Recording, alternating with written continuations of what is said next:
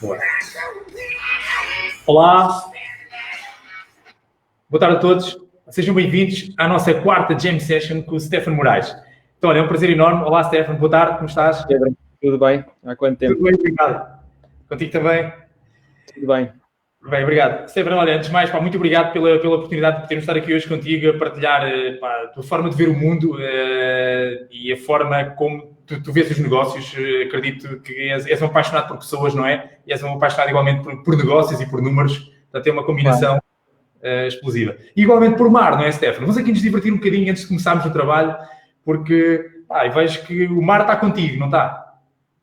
Está tudo ótimo. Sempre a fazer muitas coisas ao mesmo tempo. A pessoa tem que se manter ocupada. É verdade. Olha, Stefano, e o mar? Tu gostas do mar, não é? Antes de falar aqui de negócios, ou seja, o mar é uma paixão que está presente na tua vida. Sim, é assim, faço surf há mais de 30 anos e basicamente é aquele bichinho que nunca desapareceu. Cheguei a competir um bocadinho quando era estudante e basicamente é uma grande paixão. Tenho muitos dos meus melhores amigos que são surfistas também, foi com quem mantive mais relação, e os meus 2 filhos de 5 e 7 anos também já estão a começar, sem forçar, mas eles gostam muito, e basicamente é isso, estamos sempre que possível dentro da água. Por acaso, os últimos 15 dias consegui conjugar o teletrabalho com um bocadinho de surf, portanto, fiquei um bocadinho bronzeado. Exatamente, claro.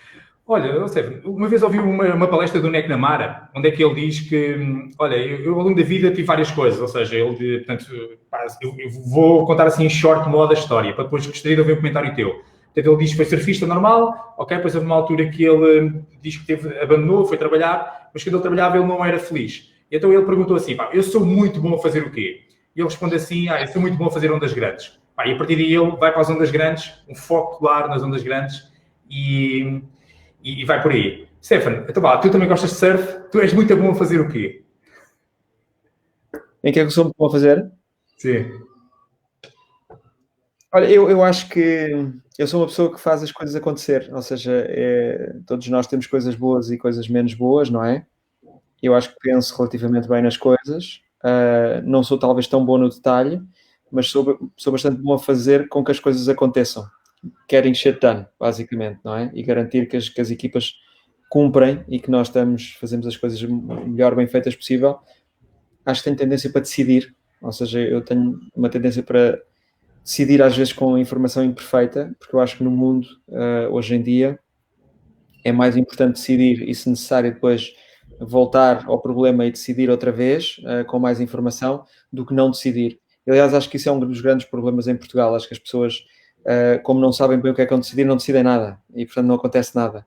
E eu acho que no mundo, hoje em dia, muito global, competitivo, cada vez mais difícil para toda a gente, o processo de decisão deve ser o mais perfeito possível, mas essencialmente deve ser muito rápido, porque as coisas mudam muito rapidamente. Portanto, acho que essas são as características talvez diferentes do resto e que são complementares, aliás, à minha equipa. Normalmente, estes AirPods não estão a funcionar, vou tirá-los. Exatamente. Ok. Eu vou por os meus. Olha, eu vou querer pegar nisso, mas só para a gente fazer aqui uma live divertida. Eu vou-te fazer uma breve apresentação. Algumas pessoas, se calhar alguns dos nossos convidados, estás-me a ouvir melhor? Ouço bem. Eu vou só fazer aqui uma breve apresentação tua, está bem? Começámos já aqui a falar, vamos mostrando as coisas como se estivéssemos no mar. Então, olha, o Stefano Moraes é um executivo, é um banqueiro, é um investidor europeu. Eu pesquisei várias fontes na net e vamos a isto. Portanto, ele é sócio fundador geral da Indico Capital Partners, uma empresa líder em capital de risco sediada em Portugal. A Indico concentra-se em software como serviço, inteligência artificial, internet das coisas, empresa de fintech, cibersegurança cibersegurança e digital, visando investimentos no nível de pré-semente ao nível A. Igualmente, o Stefano foi membro do Conselho Executivo da Caixa Capital, tem uma experiência diversificada como banqueiro de investimento, consultor, empresário, CEO, viveu em 8 países e 4 continentes nos últimos 24 anos. Ou seja, experiências não te faltam, Stefano. É especialista em empreendedorismo no Centro de Empreendedorismo da Side Business School, Universidade de Oxford, e membro do Conselho Consultivo da Amrock Executive Search. E foi igualmente nomeado como Jovem Líder Global pelo Fórum Económico Mundial em 2010 e membro da Comunidade de Líderes Digitais da Europa. É formado em Engenharia pelo Instituto Superior Técnico e possui um MBA pela Harvard Business School. Stefano, qual é a história da tua história que tu queres contar aos teus dois, são meninos, meninas? Dois meninos. Aos dois meninos. Ou seja, isto é o que o Pedro, quando falou sobre o pai deles, o que é que o Stefano quer deixar aos filhos, o que é que ele quer contar ao pai? O que é que gostarias de recordar aqui? Estava para muitas horas, mas eu acho que essencialmente é uma vida de trabalho, não é? E é uma vida de descoberta também. Eu acho que, mais uma vez, o mundo é muito competitivo, as coisas mudam muito rapidamente, é requerida muita profundidade hoje em dia no mundo de negócios, as coisas não podem ser feitas pela rama. Ainda outro dia falava também para um grupo online, também para um grupo de estudantes. Eu acho que há hoje em dia muita superficialidade, talvez na nossa vida social, social media e por aí fora, e eu acho que nós não nos podemos esquecer que o mundo é um mundo competitivo que requer profundidade, e portanto, profundidade só se consegue com horas de trabalho, não é? Com muita dedicação. E eu sempre fui uma pessoa que sempre gostei muito de trabalhar, sempre fui muito bom aluno, gostei muito de estudar, faço as coisas todas de uma forma muito intensa, às vezes sou um bocado chato, no sentido em que sou muito intenso, tenho opiniões sobre as coisas e tal, mas isso demonstra também um bocadinho da paixão sobre as coisas e da vontade de dar uma opinião e de criar, de fazer coisas, de fazer acontecer. Portanto, número 1, muito trabalho, número 2, muita profundidade, mas isso misturado com uma coisa que se calhar às vezes as pessoas não têm, às vezes pode dar a impressão que às vezes que eu também não tenho, mas tenho muita consciência disso, que é uma certa humildade. É que nós, na realidade, não sabemos muita coisa, estamos sempre a aprender. Além de falar, mais importante é ouvir, aprender com os outros, estar aberto a nova informação, para não ficar fixado em esta é a minha posição e não saio daqui. Se eu tiver nova informação, eu posso mudar de opinião perfeitamente, e portanto a pessoa tem que estar aberta a ter nova informação para digamos, o algoritmo aqui do cérebro voltar a recalcular qual é o caminho perfeito. Eu tenho um bocado a opção da eficiência, não é? Da eficiência das horas, a eficiência de fazer as coisas a tempo. Um bocado chato para a minha família, não é? Sempre as coisas todas têm que andar, fazer. Mas é uma matura, não é? Com as coisas eu tenho que estar a horas e tenho que fazer e não fizeste. Opção, não é chatice. Mas basicamente é isso que também faz com que as coisas andem para a frente e que as coisas se concretizem, não ter e-mails perdidos na inbox e coisas do género, esse tipo de eficiência. Mas as pessoas têm que estar dispostas realmente a dedicar-se muito. Eu acho que isso é o foco, o que é que nós queremos fazer e fazer bem.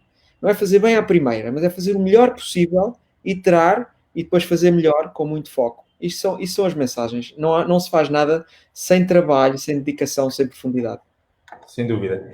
Ou seja, olha, quando nós nos conhecemos, eu partilho aqui, ou seja, eu conheci o Stefano mal, estava a iniciar a sucesso em vendas em Portugal em 2006, mas é curioso, eu, na altura também, olha, eu acredito que é isso que tu procuras na Índico, que é aqueles jovens loucos e ousados, ou seja, eu não tinha medo de nada, então o que é que eu fiz? Telefonei para o exame e quis anunciar no exame o que é que eu vinha cá fazer, ou seja, sem medo. Telefonei, saí no exame, o Stefano veio-me no exame e então chama-me para ir a uma empresa, eu não conhecia a empresa, na altura a Tema Lobo, não é? A maior empresa portuguesa. E uma coisa que eu recordo disso, Stefano, acredita, eu gosto muito de informação, mas uma coisa que eu recordo era que sempre que estava contigo, tu lias o Wall Street Journal. Ou seja, e eu, peraí. Não era algo no meu target de clientes que eu estava habituado. Portanto, na altura era papel ainda, acredito que hoje lês isso em formato digital. Não é, Stefano? Ou seja, a informação é algo que, não é, Stefano? Ou seja, muito importante, muito importante. Eu acho que, pronto, eu também sempre gostei muito de ler e de estar informado. E hoje nós vivemos ainda por cima no mundo de data science, não é? Ou seja, nós hoje em dia temos muito mais dados para tomar decisões mais informadas, que já não são só experiências, já não são só palpites, já não são só sensações, são aquela velha máxima de os americanos dizem in God we trust, everyone else bring me data, não é? Nós acreditamos em Deus, os restos tragam-me dados, porque eu trabalho baseado em dados. E, portanto, eu acho que isso é cada vez mais importante, a pessoa estar informada, aquelas coisas que às vezes parece que são supérfluas, não é? Eu vou perder tempo a ler jornais. Sim, tu vais perder tempo a ler jornais, se for a da tua função, tentar definir, perceber como é que está o mundo, não é? E, portanto, eu sempre li Economist, sempre li o Financial Times, Wall Street Journal também, mas era até mais o Financial Times. Era da cor de laranja, desculpa, troquei o nome do jornal. Era o Financial Times, desculpa. O Financial Times tem uma letra um bocadinho maior e não é aquele formato mais simpático. E a Economist, e estou sempre a ler e faço parte de muitas associações, muitos grupos. Sou presidente do Harvard Club, estou no board do American Club, estou no Young Presidents Organization, faço parte do... Isto tudo às vezes pode parecer, são muitas coisas, tipo como é que ele trabalha também. Bom, isto faz parte do meu trabalho, não é? Ou seja, faz parte de eu estar a perceber o que é que está a passar à minha volta para o algoritmo aqui ter ideias e fazer concretizar. Portanto, cada um de nós ao nosso nível pensa mais estrategicamente, mais operacionalmente, mais taticamente, e às vezes temos que ir a todos os níveis, não é? Em algumas situações da vida, nomeadamente profissionais, a pessoa tem que pensar a 10 mil pés, a 1000 pés e a 2 pés, não é? E estar sempre a modular consoante a situação. E para isso é importante ter informação e informação. Sem dúvida. Severino, olha, muito bom. Severino, eu tive a oportunidade de fazer aqui algum trabalho de casa, ou seja, eu tenho aqui um amigo que faz parte da minha equipa, que ele foi perguntar algumas coisas sobre a tua equipa, a pessoas que conheciam. E a verdade é que a Isabel Jorneu, o que é que ela falou de ti? Destaca a adesão imediata a uma iniciativa de responsabilidade social com o Banco Alimentar, numa clara expressão dos valores e da responsabilidade social que é a panagem de Harvard. Queres partilhar connosco, ou seja, o que é que tu fizeste, ou seja, num momento super desafiante para o mundo inteiro? Stefan, tu chegaste à frente, fala aí, partilha connosco. Esse caso em específico, a Isabel Jornal é uma pessoa que eu admiro imenso pelo trabalho óbvio que tem feito na sociedade portuguesa e que realmente veio ter connosco e disse-nos, olha, Portugal está a enfrentar uma crise enorme, além de saúde, uma crise económica enorme, com as pessoas a perder as suas capacidade de subsistência, não é? Financeira, económica, que já sempre foi má em Portugal e que agora realmente está a afetar muito mais famílias, e lançou-nos o desafio de tentarmos ajudar um bocadinho nesta campanha que está agora a finalizar, mas que nunca acaba, no fundo, que é de emergência de reunir fundos, não só bens nos supermercados, mas fundos para se possam comprar, para se poder comprar comida para ajudar famílias que necessitam e que merecem ter esse apoio. E, portanto, obviamente que fizemos, damos o nosso modesto contributo, não só financeiro, mas de divulgação da iniciativa nas redes sociais e com uma talk que fizemos no Banco Alimentar. E é uma coisa, esse tipo de iniciativas eu acho que todos nós que temos um certo privilégio, que temos uma vida um bocadinho mais estável do que a maior parte das pessoas, e mesmo os que têm às vezes uma vida menos estável, toda a gente deve dar o que pode para ajudar as outras pessoas, porque um dia podemos ser nós, as pessoas têm altos e baixos na vida, e essencialmente eu acho que a sociedade deve ser uma sociedade de acesso e de oportunidades, e há muita gente que não tem oportunidade, por vir de uma situação estruturada, difícil, com condições muito duras de criminalidade e até de destruturação da família ou de desemprego prolongado ou de crianças que não têm acesso a estudos ou a meios informáticos, e eu acho que tudo o que pudermos fazer, mesmo que seja modesto, devemos fazer, e às vezes isso não é o público português, ao contrário de outros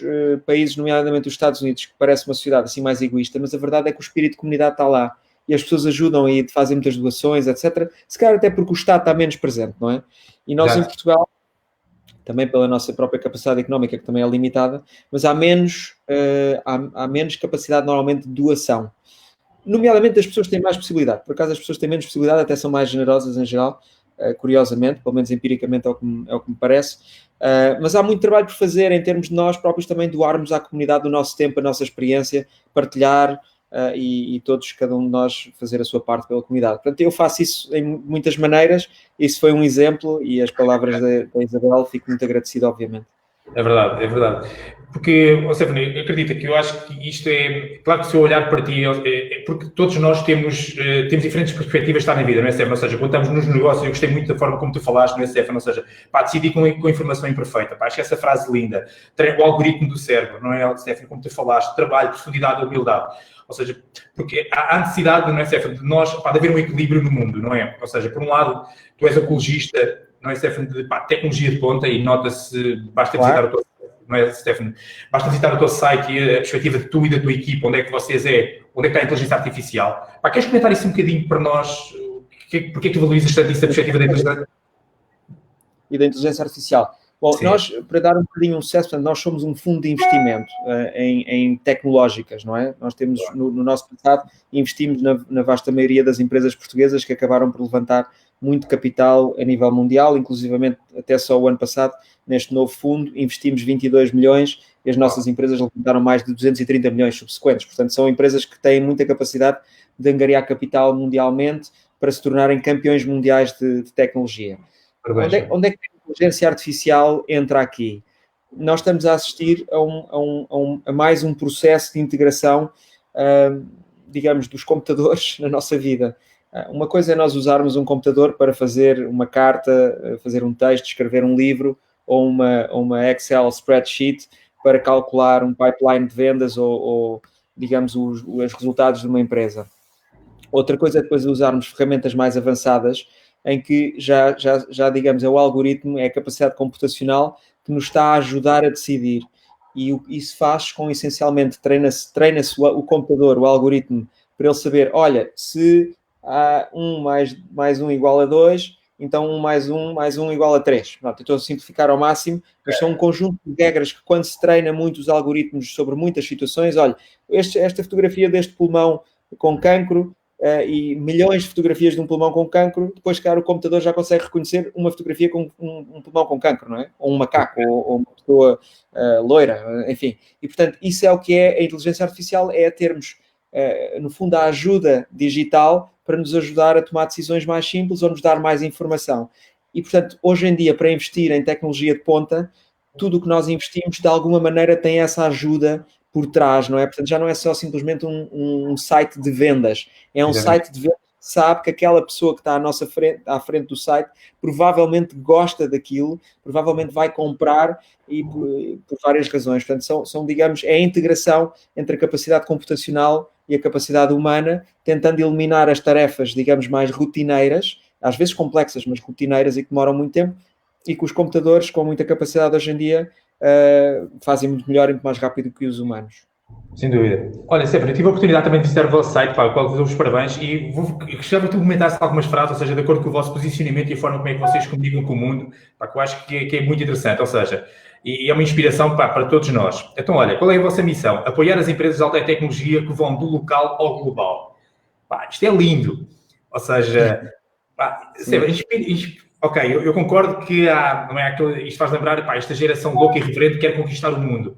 Olha, mas pá, também vamos pegar nesse teu espírito jovem que tu tens e da tua equipa e vamos pensar nos outros jovens que também nos estão a ouvir com 30, 40, 50, 60 anos e também como é que, pá, porque este comboio dá para todos, não dá, Stefano? Ou seja, se a gente reformular o nosso algoritmo, fala-nos disso, sabe? Puxei por nós, por este Portugal inteiro.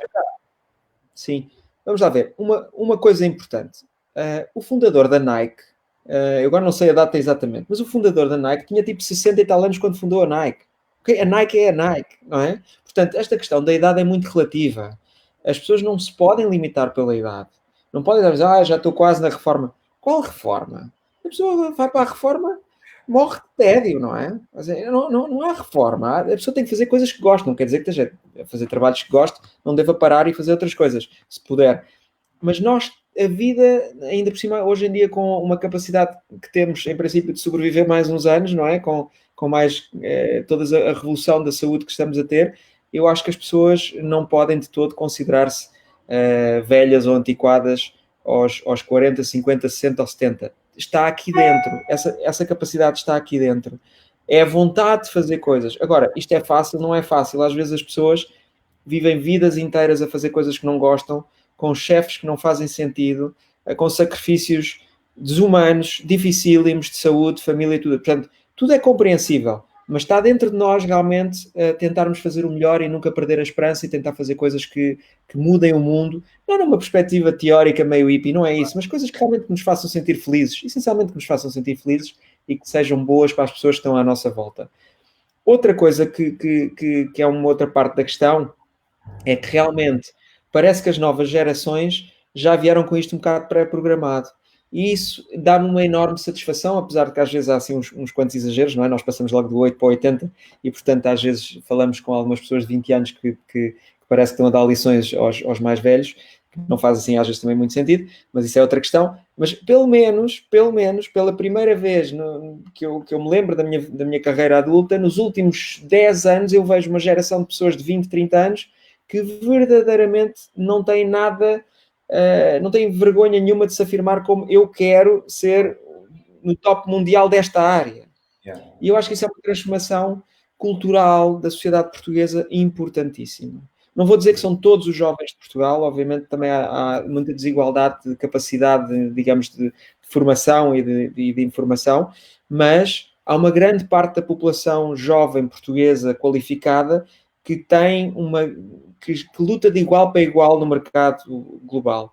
E, portanto, eu acho que isso é diferente porque nós, uma das questões que eu acho que Portugal sofre muito é de falta de ambição. Nós comparamos-nos sempre com a média, não estamos nos últimos da Europa. Ora, isso não chega. não chega até porque os outros não param, não é? Não estou a dizer que temos que crescer desmedidamente por a questão do crescimento e do dinheiro, não é isso, mas é inaceitável que Portugal tenha ainda a pobreza que tenha, é inaceitável que haja pessoas que não tenham acesso à saúde de jeito, que não tenham acesso à educação, que não tenham acesso à democracia e à informação e que não tenham um computador para fazer aulas em casa como agora se viu, não é? E, portanto, acho que como país temos que ser mais ambiciosos. E o que é o país? O país não é o governo. O país não é o Estado só. Também é. O país somos nós. Quando as pessoas se queixam, porque o governo és tu. Tu és o teu governo. És tu, depende de ti. O que é que tu estás a fazer por ti e pelo teu país? O governo faz o que pode, também dentro das condições que tem, constrangimentos que tem.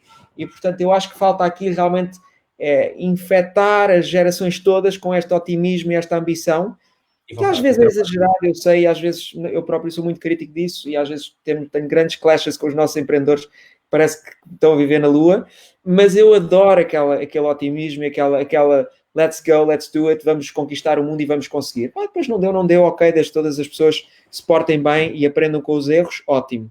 Mas isso faz falta ao resto da sociedade portuguesa. Arriscar, não ter medo de falhar, refazer, levantar-se do chão. Não é tão importante também como se diz, a forma como tu cais, mas a forma como tu te levantas, não é? Depois de cair. E isso é o que há muita gente a desistir. Não podemos desistir. Os outros não desistem. No norte da Europa desistem menos. É por isso que são mais ricos. Boa. Olha, Stefano, tive a oportunidade de ir lá no teu site, até agir, fazer aqui umas ligações, ou seja, vocês têm lá dois tipos de questões, ou seja, tem lá o programa do pré-semente da Índico. Isto é muito agir, pegar nestas perguntas e fazer as ligações para uma empresa portuguesa, ou seja, vamos imaginar, uma empresa que queira se preparar para o período pós-Covid. Olha aí, qual a solução que você está abordando exclusivamente, qual a solução que você está a abordar exclusivamente para o problema? Ou seja, não é... esta pergunta parece que é fácil de responder, mas... não é? Qual é que é o problema, exatamente qual é o problema que tu resolves para estar aberto? Concordas, Stefano? Ou seja, é uma pergunta que você comenta isto. Não, ou seja, eu acho que isto é aqui, nós tentamos que as pessoas se foquem, não é? Porque há muitas teorias, mas na prática, e às vezes as pessoas até nos dizem assim, eu só posso partilhar a minha ideia depois de escrever aqui assinar aqui o documento de confidencialidade.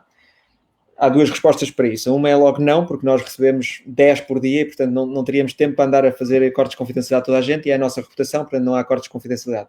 Mas a minha segunda resposta é, se isso é assim tão fácil de copiar, não deve ser assim tão bom. Portanto, não vale a pena. Ou seja, não estou a perceber. A grande pergunta é, você está a resolver qual problema? Exatamente. É único na forma de resolver esse problema? É realmente muito melhor do que toda a gente no mundo? Isso é um grande problema ou é um problema muito difícil, mas que ninguém quer saber? Se responder afirmativamente a essas duas perguntas, então podemos começar a falar.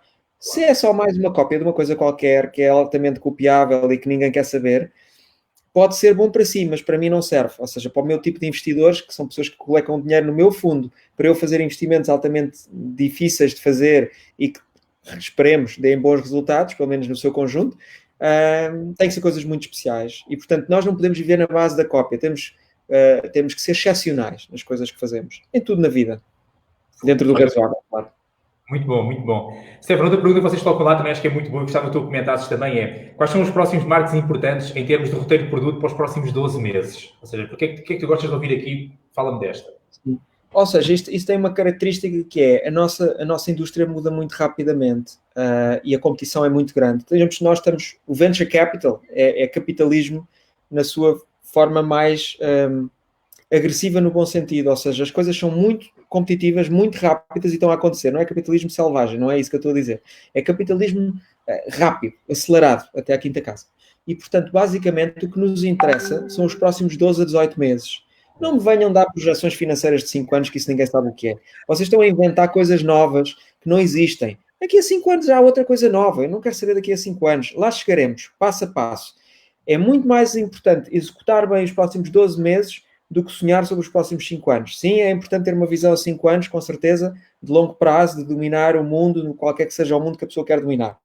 Mas isso é como comer um elefante, é às fatias e aos bocadinhos.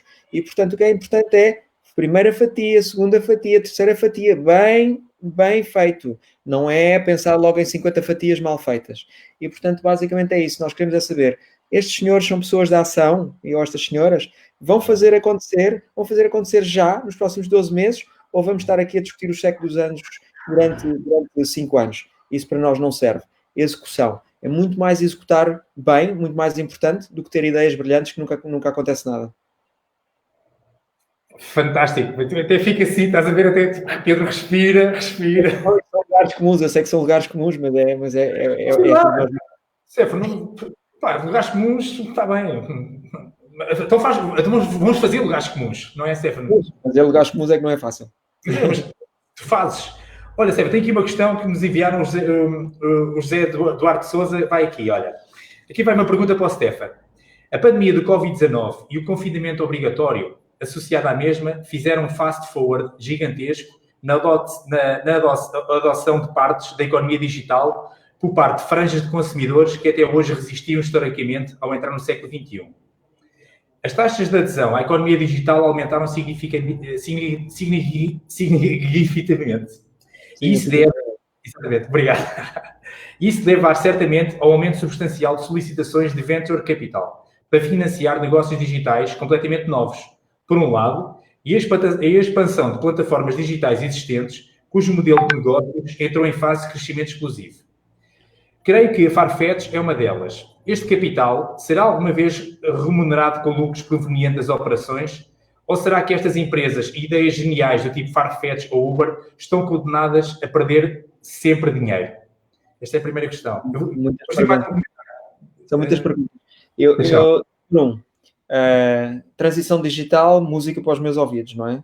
E eu acho que isso é ótimo para o mundo e para o país. Eu acho que finalmente essas tais franjas, que não são franjas, é tipo quase a população inteira que não se atrevia a pôr um cartão de crédito na internet, agora percebeu que não há outra hipótese. Ou seja, portanto, realmente as vendas dispararam. E nós temos muitos exemplos no nosso portfólio. Tem empresas, sei lá, como a Barking, que vende comida para cão online, com crescimentos enormes, ou a Zen Club, que dá consultas de psicologia e mental wellness online, que disparam quando as pessoas estão confinadas em casa e finalmente percebem que carregar 20 kg de comida para cão do supermercado até casa não faz sentido quando há alguém que lhe pode entregar isso em casa grátis, não é? E da mesma qualidade ou melhor e mais barato. E, portanto, há uma transição digital no consumidor, também há uma transição digital nas grandes empresas, que no fundo andavam a arrastar os pés há uma década ou duas, sempre a falar em termos de marketing da solução digital, mas no fundo, muitas vezes, porque as lideranças dessas empresas não são propriamente muito digitais, porque até são uma faixa etária mais experiente e elas próprias não usam as ferramentas, nem percebem que ferramentas é que são, e portanto agora houve uma espécie de não tem escolha, tem que ser mesmo digital, e eu acho que isso é uma das consequências desta infelicidade toda, mas é, digamos, o silver lining desta pandemia terrível, mas que tem consequências positivas, e aliás eu acredito que nós estamos no início de uma década que vai ser uma década ótima para o mundo inteiro. Vão ser os loucos anos 20 de novo, que houve há 100 anos, depois de uma guerra enorme, horrível, e de uma crise enorme. Depois houve outra crise a seguir, mas já é outra história. E, portanto, eu acho que a seguir as pessoas vão querer encontrar-se todas de novo na rua, fazer grandes festas e estar todas contentes e gastar dinheiro e por aí fora, porque a repressão agora é muito grande, não é? A repressão é muito grande e isto tem consequências por agora muito, muito grandes. A segunda parte da pergunta tinha a ver com os Farfetch da vida. Exatamente. Estão a beneficiar, efetivamente, e a pergunta é, sim, estão a beneficiar, mas alguma vez vão ganhar dinheiro ou isto é tudo uma fantochada e nunca vão ganhar dinheiro? Depende, ou seja, haverá empresas que sim vão ganhar dinheiro muito a longo prazo e às vezes para construir grandes campeões mundiais é preciso investir muito para depois recuperar a longo prazo e não precisamos de ir ao digital para ver isto. Vamos lá ver, tudo o que são, por exemplo, o paralelo é quando nós fazemos investimentos de infraestruturas de muito longo prazo, essas infraestruturas são necessárias para vir a ganhar dinheiro um dia, não é? Se fizer grandes autoestradas, grandes portos, aeroportos, não se ganha logo, às vezes não se ganha em 5, 10 anos. O que estamos aqui a criar são outras infraestruturas digitais de muito longo prazo. E os investidores profissionais, corretamente ou incorretamente, dependendo dos casos, percebem que se está a criar um grande aeroporto que vai dar resultados. E depois, quando se faz as contas, digamos, o net present value disso tudo, atribuem-se logo avaliações muito altas a coisas que não valem nada, no sentido em que estão a perder dinheiro. Mas não há um disconnect aí, ou seja, isso é uma questão financeira que está perfeitamente estudada. A questão de se a pessoa fez um erro de análise ou não fez um erro de análise. Mas não há nenhum problema em conjugar está a perder dinheiro e vale milhões, porque o que conta é o discounted cash flow do futuro e as probabilidades futuras de vir de ser um grande campeão mundial no futuro. Portanto, eu espero que a Farfetch seja um desses casos. Aliás, nós fomos investidores na Farfetch e é um dos grandes casos de sucesso português e britânico, e há outros, a empresa da minha sócia, a Talkdesk, e outros unicórnios portugueses, e eu acho que alguns deles vão ter muito sucesso. Agora, vão ter todos muito sucesso? Acho que não. O Facebook existirá daqui a 10 anos? Não faço ideia, até pode deixar de existir, não é? Tal como a Apple, a Google, tudo é possível. Mas eu acho que nós investimos a muito longo prazo, e a finança mostra que vale a pena fazer investimentos em fundos como o nosso, porque nós encontramos potencialmente esses futuros campeões, esses Ronaldos. Exatamente. Olha, Sérgio, vou aqui fazer uma questão, depois quero ler aqui um comentário do Fábio Scala, que ele também, o Ricardo Magalhães falou com ele, da minha equipa, e temos aqui uma história gira do Fábio. Stefano, vamos imaginar um mercado business to business industrial. Como é que vamos imaginar como é que tu perspectivas, ou seja, para 12, 24 meses, sabemos que a indústria portuguesa, ou seja, vamos imaginar metalomecânicas, várias indústrias, ou seja, como é que tu vês... Sei que é difícil, mas comenta-me isto. O que é que podes falar sobre isto, da tua percepção? Mas é um bocadinho uma bola de cristal, mas tudo vai depender. Vamos tirar a questão do Covid agora fora um bocadinho da questão, porque se a crise for muito, muito, muito profunda e os países estiverem todos fechados, a nossa economia de exportação, que é muito o B2B industrial, é muito exportação, portanto, nós produzimos muitas máquinas, muita maquinaria, peças e por aí fora, mais do que as pessoas que pensam, componentes para automóveis e por aí fora. E se a pandemia continuar, o confinamento, os aeroportos e não sei o quê, obviamente temos uma situação gravíssima que esperemos, porque nós não vamos comprar todos os carros que saem da Auto Europa quando não se pode ir a lado nenhum, não é? Tudo para exportação. Portanto, isso é uma questão um bocadinho diferente. De resto, eu acho que vai haver uma tendência, provavelmente, de reindustrialização ainda que ligeira da Europa, porque a verdade é que a globalização teve aspectos muito, muito positivos. Portanto, nós todos hoje em dia, se calhar, temos computadores mais baratos, televisões maiores e por aí fora, um acesso a mais bens e iPhones e iPads e tudo, porque as supply chains mundiais funcionam.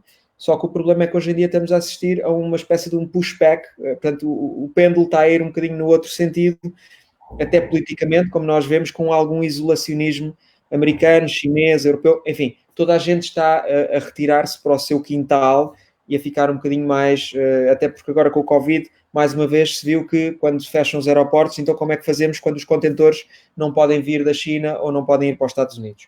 E, portanto, haverá uma tendência, aliás, os programas da União Europeia de investimento, o Green Deal e por aí fora vão nesse sentido de incentivar a que a investigação, a tecnologia e a reindustrialização da Europa se faça.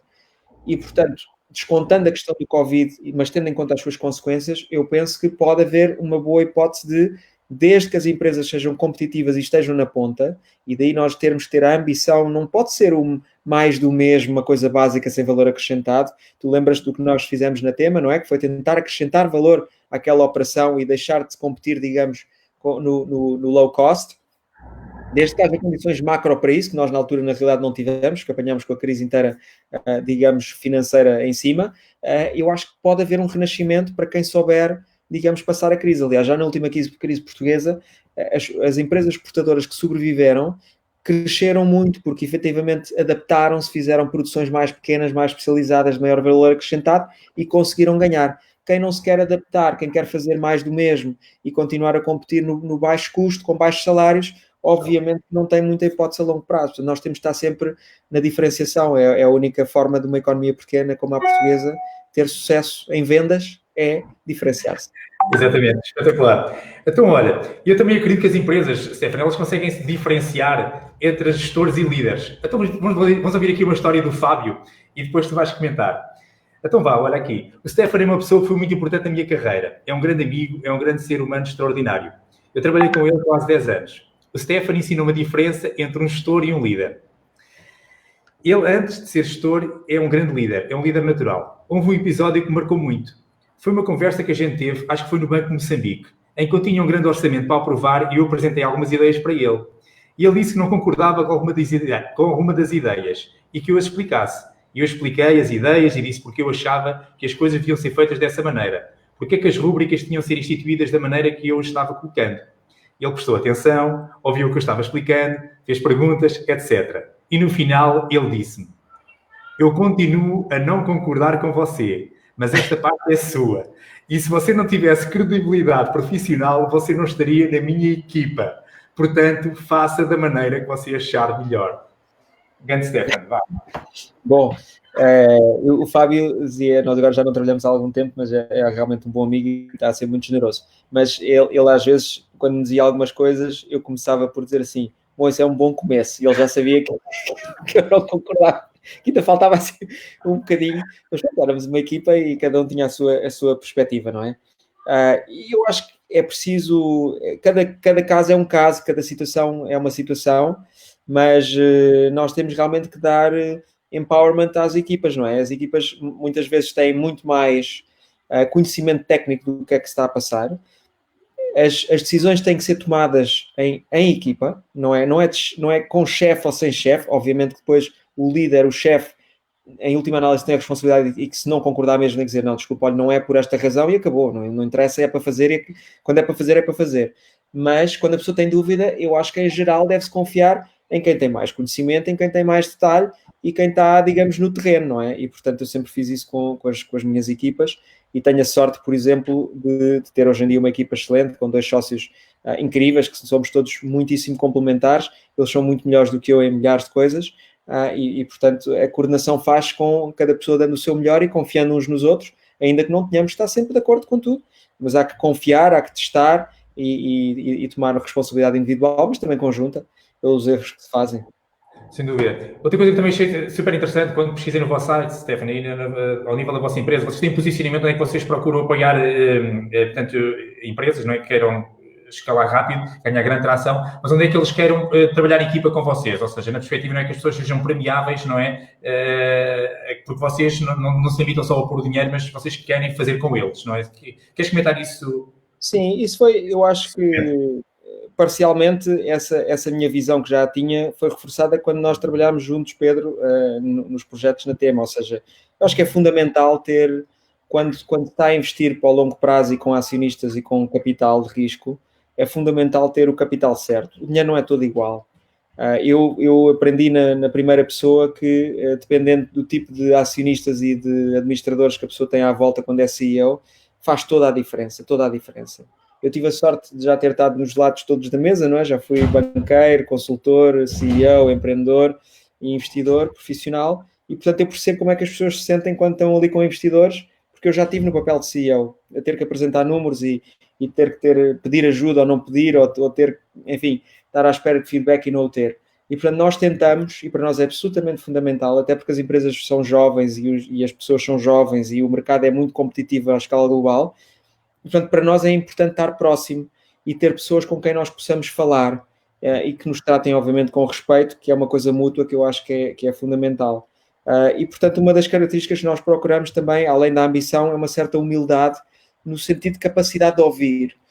E quando as pessoas não têm capacidade de ouvir e acham que são demasiado importantes para ouvir e para partilhar e que as suas ideias são melhores do que as ideias de um grupo, provavelmente estão muito erradas, porque invariavelmente quando eu tenho uma ideia e a partilho com os meus sócios e com a minha equipa, invariavelmente o outcome final da minha ideia é muito melhor do que o meu original. Quase sempre, quase sempre. Portanto, é muito importante partilhar, obter feedback, incorporar o feedback e pronto, e depois a pessoa se estiver no topo decide. Mas esse feedback é fundamental e corre sempre melhor do que quando somos nós. Se eu fizer uma coisa sozinho, não vai correr tão bem como se fizer com os meus sócios. Sem dúvida. Muito bom, muito excelente partilha. Olha, estamos quase a terminar. Vou só ler aqui uma questão que foi colocada aqui pela Sandra Pires. Qual o negócio mais promissor em que investiu direta ou indiretamente e correu mal e porquê?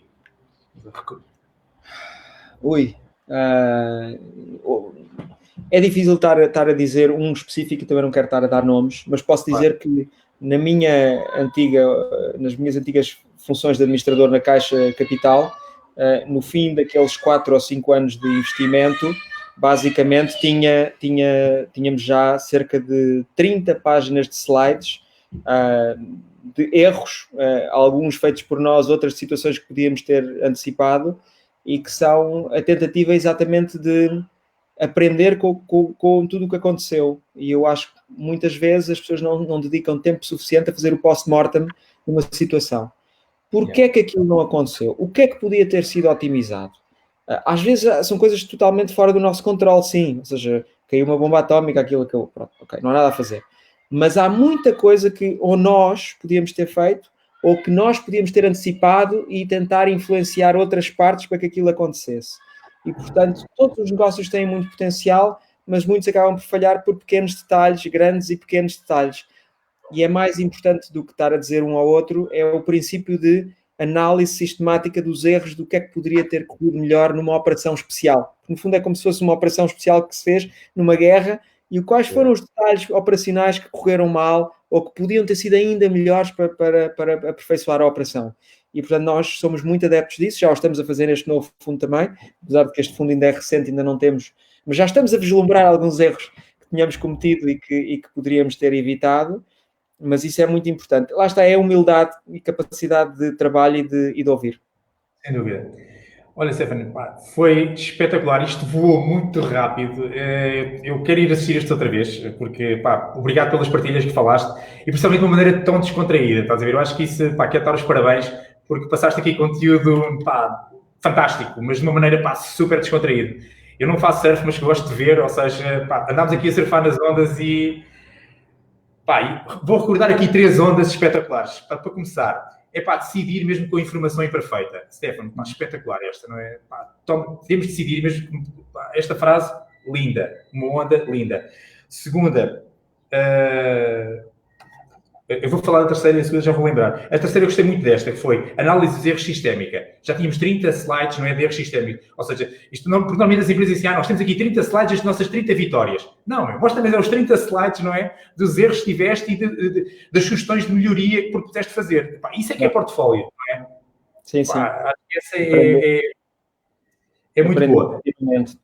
Então vá, olha, vou-te convidar agora a tu fazeres equipa comigo. Então vá, qual é que mais um ponto giro para a gente fechar aqui, para ficar nas nossas memórias, Stefano? Eu acho que talvez fazer o highlight desta questão da ambição e de não parar.